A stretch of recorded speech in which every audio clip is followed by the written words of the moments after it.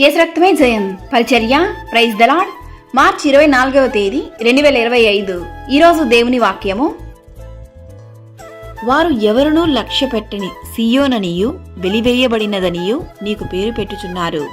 అయితే నేను నీకు ఆరోగ్యము కలుగజేసేదను, నీ గాయములను మాన్పెదను. ఇదే యెహోవా వాక్కు. యెర్మీయా గ్రంథము 30వ అధ్యాయం 17వ వాక్యము.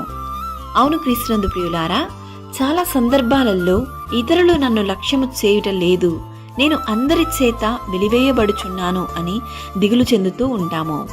నా అన్నవారే నన్ను లక్ష్యము చేయుట లేదా, నా స్థితిగతులను బట్టి నన్ను తృణీకరిస్తున్నారు అని కృంగిన నిన్ను ఆ ప్రభువు ఒక్క మాటలో ఆదరిస్తున్నాడు. నేను నీకు ఆరోగ్యము కలుగజేసేదనని, గాయములు మాన్పెదను అని.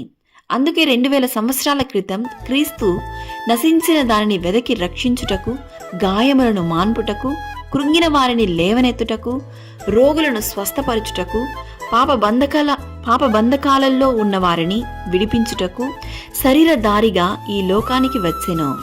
ఈరోజు ఈ వాక్యం వింటున్న ప్రియ సహోదరి సహోదరులారా, నీ పరిస్థితి ఏదైనా సరే క్రీస్తును శరణు కోరిన ఎడల ఆయన నిన్ను చేయి విడువడు.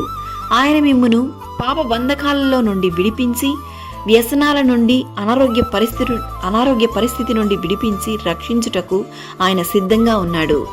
ఈరోజే మీ ప్రతి సమస్యను, ఇబ్బందులను, మీరు ఎదుర్కొంటున్న ప్రతి అంధకార దురాత్మ శక్తులను బట్టి దేవుని సన్నిధిలో మీరు మొరపెట్టండి.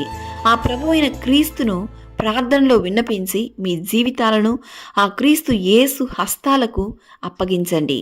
దేవుడు నిన్ను ఆశీర్వదించి నీవెదుర్కొంటున్న ప్రతి బంధకాల నుండి ఆయన ఈ దినాన్ని నిన్ను విడిపించును గాక. ఆమేన్. God bless you.